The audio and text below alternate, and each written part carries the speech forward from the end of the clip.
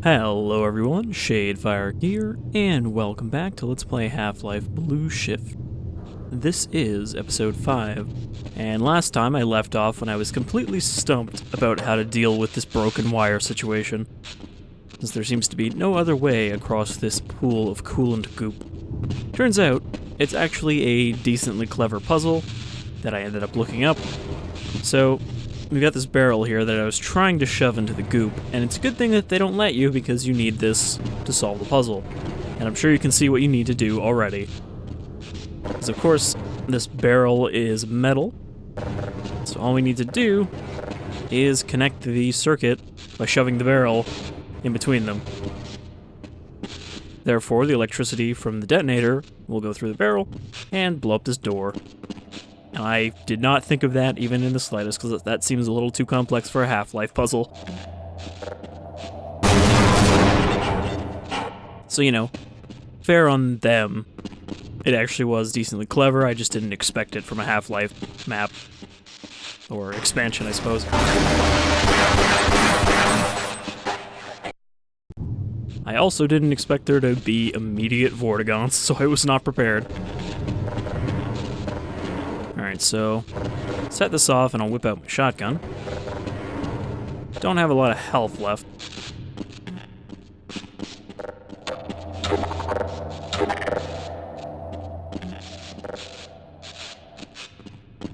No, I don't think it's quite snapped into place yet.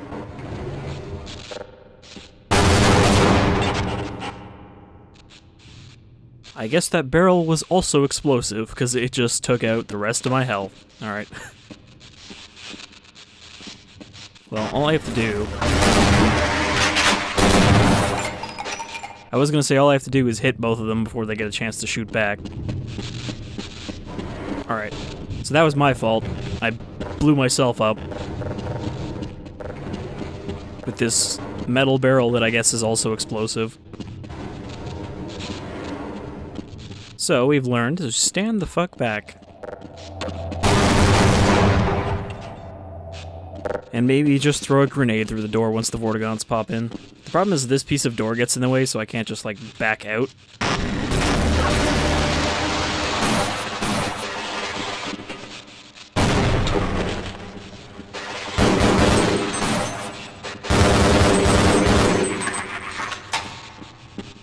I forgot to mention, too, that, you know, this used to be an Ep.5, but they haven't actually changed anything with it when they changed it to an M4 in the HD pack. So it still has the accuracy of an Ep.5, which is why it's not very good at range. Despite, you know, seemingly being a rifle. God damn it.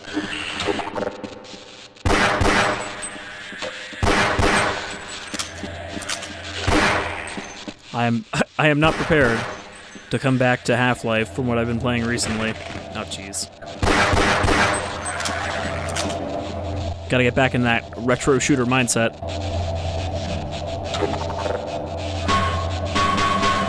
Also gotta get some health, or it's not gonna matter how well I think I'm doing. Okay, so we still have to get the power back on. Because what we're trying to do is get the power back on so that we can raise that elevator so that we can get to the, I think, the other power cell we're trying to get to. Okay, that'll drain the coolant.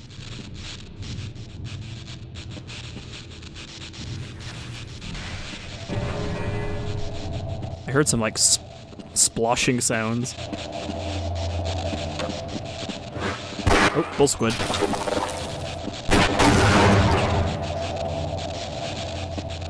Okay, got him.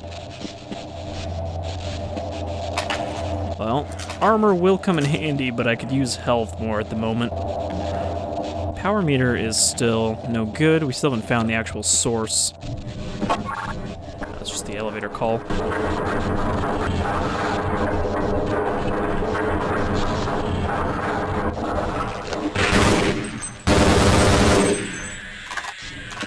Alright, health station. Just gonna suck up all the health this thing has to offer. Which which is not much, but doing better now than I was before. Alright, so now we're down here in the coolant. Okay, this is the ladder that goes up to this area. Don't think there's anything else actually up here, and I can't escape from here, so maybe I need these coolant barrels? Let's push them off just in case. Otherwise, I'm not really sure why I would... Okay, I get it. So I need to make a path out of these barrels and then refill the coolant.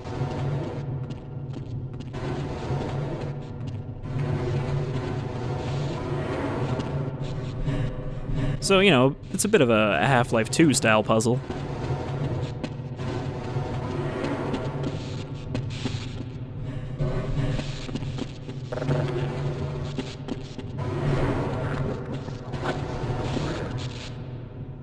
There is, I think, a Vortigaunt up there.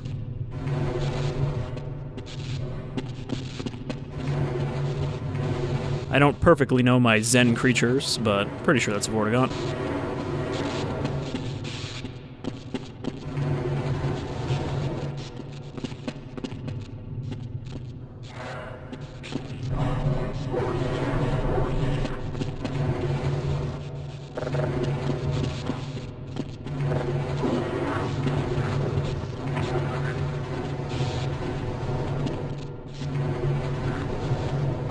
That should probably work.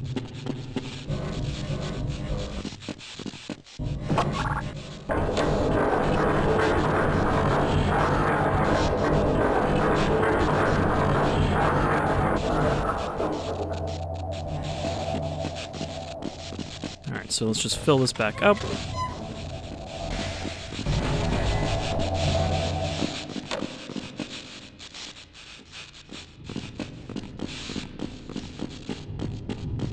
And we should have our pathway. Oh, aliens grunt. All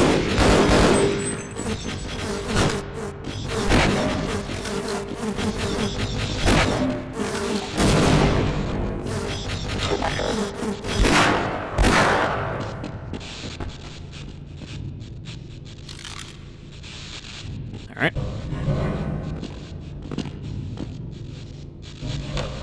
Probably didn't actually need all 4 barrels, but better safe than sorry.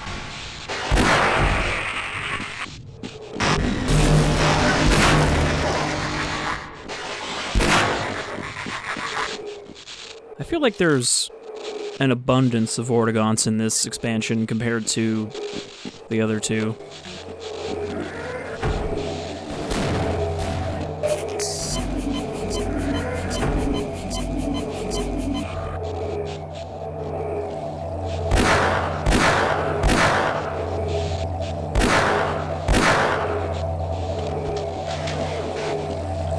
Alright, still trying to find the source of this auxiliary power.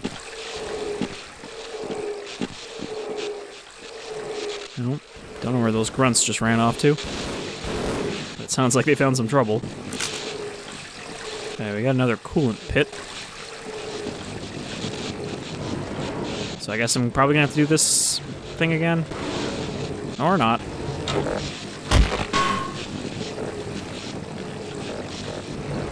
Let's see. Oh shit.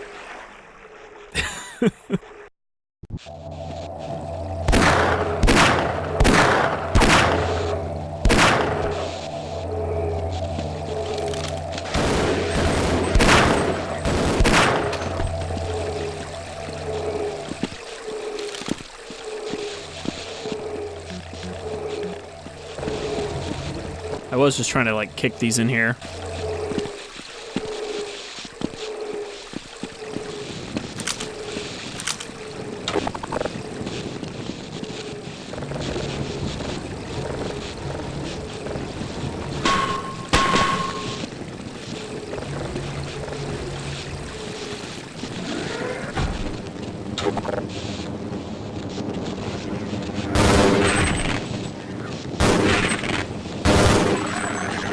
Head crabs are surprisingly resilient to bullets from this. Always gotta check under the stairs, just in case.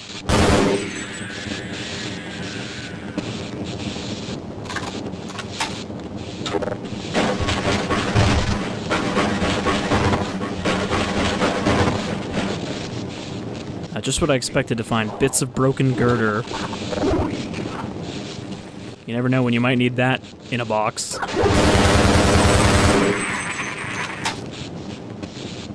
Alright.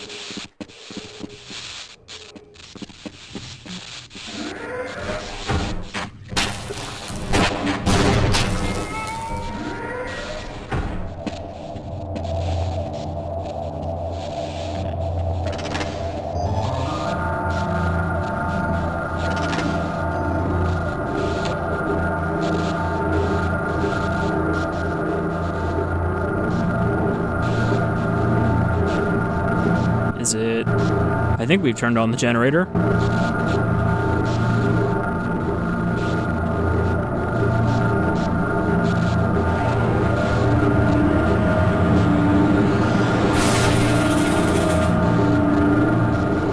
Alright. Power is in the green. So everything should be working now. So now we have to go all the way back up.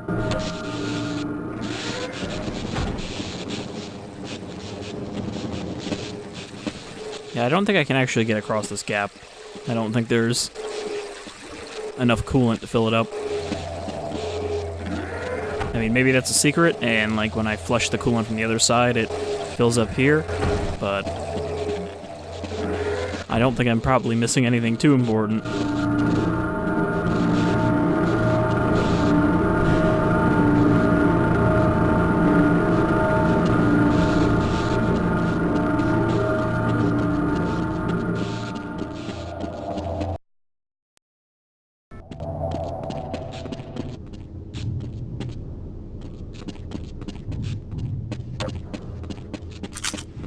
It was, yeah, this elevator here. So that we could get into that area there where I believe the power cell is. You know, the thing that we were sent down here to find.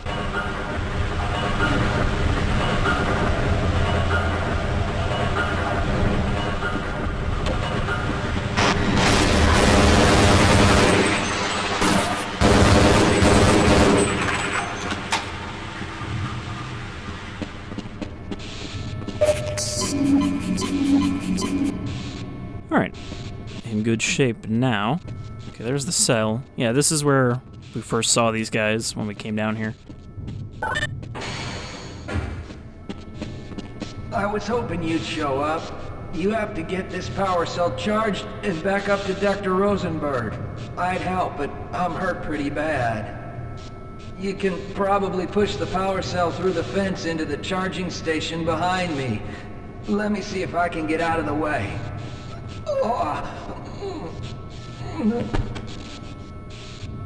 RIP. Barney number 17.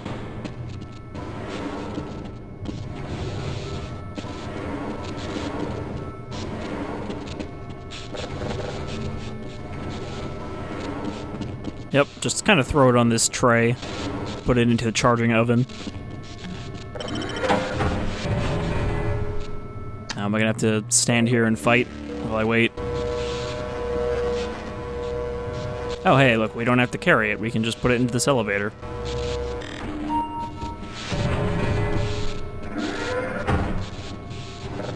Now you can tell it's charged because it's turned green.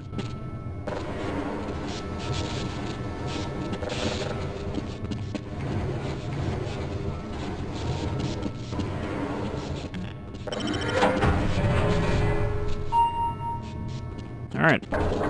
Send that up to Rosenberg and take the elevator.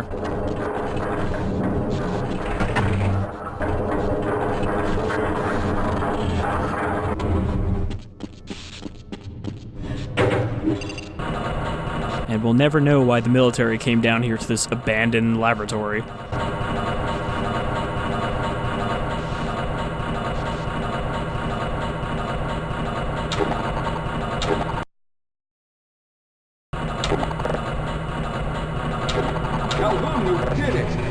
We've already begun preparing the device with the fresh power cell you sent up. This time, however, the process is going to be a bit more complex, so I'll need you to help me in the main room. Let's hurry. There's no time to waste.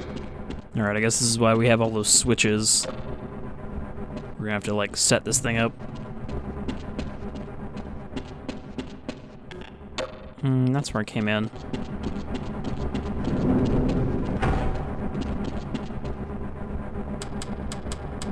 I guess this is where he learned to help Dr. Kleiner. Stay down here to monitor the system levels and direct the procedure. I need you to climb up to the control room and activate the main power. Once the process has started, you'll also need to release the damping locks each time the system has charged in order to open the displacement field. Don't worry, Mr. Calhoun. The process is simple, and I'll let you know when you need to do something. I just need you to press buttons for me.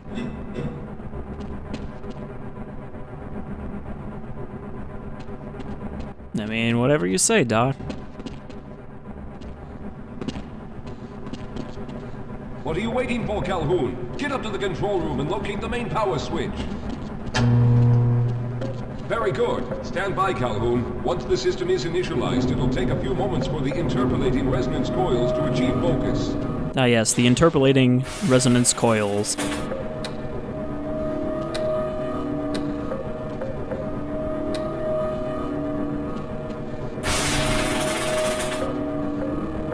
Wasn't there someone up here last time? It's looking up. Oh no. The primary coolant line has been ruptured. Calhoun, go to the valve located on the catwalk and release the pressure. Hurry, before the system overheats. I got it. Good. Now keep turning the crank until the pressure level is normal.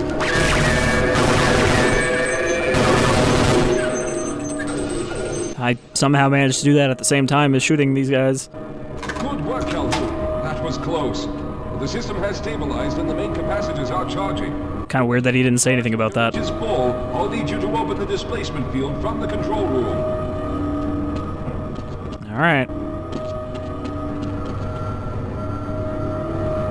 Is it like a meter I should be looking at here? We're almost there.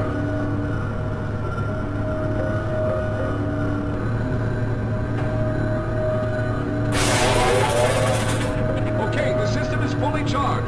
Throw the switch located at the window of the control room. There, the field is open. Go now, Walter. Very good, Calhoun. I'll begin charging the system for the next teleport event. That kind of sounded like a gibbing sound, like he exploded. Or teleported inside out and then exploded.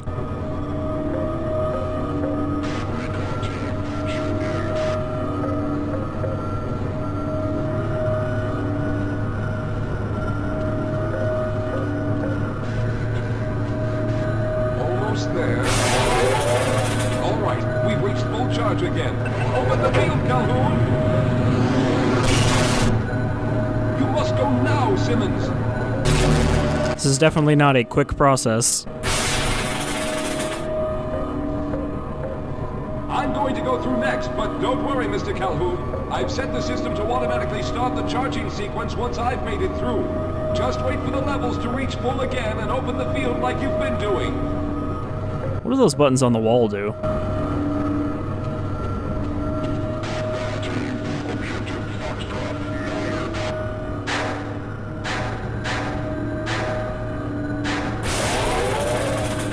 All right, it's ready.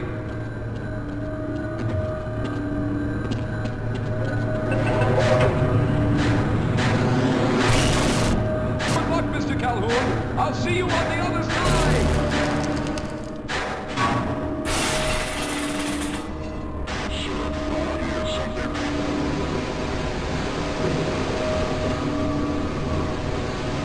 Alright, well, hopefully I can do this without blowing myself up.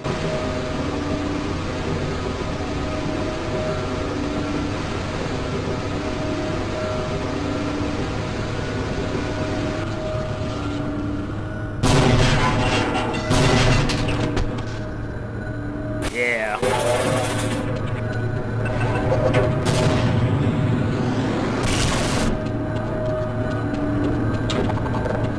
I ain't got enough time for you guys.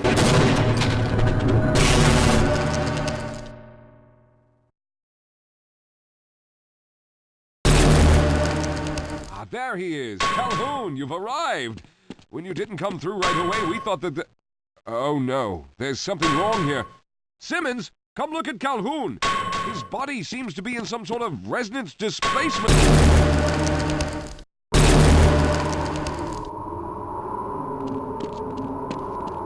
And we are back on Zen, but we are still... Still displaced, I was gonna say. Freeman guy. Topside for questioning. What the hell for? We got him. Let's kill him now. And if they find the body... What body? So that's the part from Half-Life 1 where you get captured as Freeman. God, you made it. I was worried that a malfunction occurred at the last moment and you might have been caught in an infinite harmonic reflux. If that's the case, then you're lucky to be standing here. Then again, we're all lucky. Thanks to you, however, we were actually able to pull off this harebrained idea. We made it, Mr. Calhoun. We made it.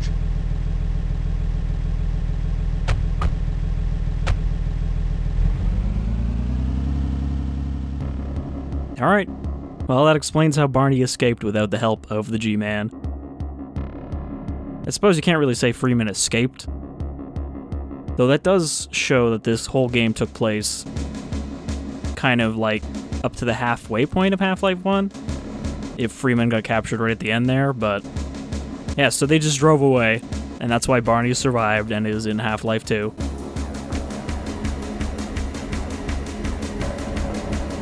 So I'd say that was alright, you know? It was definitely better than, like, some custom Half-Life maps and such, but I can see why it doesn't really hold up to Blue Shift by comparison. But again, not necessarily the most fair comparison, because I said Blue Shift, I meant Opposing Force. Opposing Force was, you know, developed as a standalone expansion, whereas Blue Shift was just supposed to be a little bit of a bonus campaign added onto the port for the Dreamcast. But yeah, I'm glad I got around to playing that, and I might like to do a full playthrough of Opposing Force sometime. I've already said that when the final chapters of Black Mesa come out, I'm going to do that, rather than doing the first Half-Life, and then doing it again. So, I guess if you are interested in more Half-Life, there is more to come eventually. Unless you're more interested in Half-Life 2, in which case more will never come, and it's not worth waiting for. It's better to just, you know, put that one down, take her out behind the shed, and if she magically comes back one day undead, then, you know, just take it by surprise. But otherwise, don't expect more Half-Life, because it's probably not going to come. It's been too long. It's too late.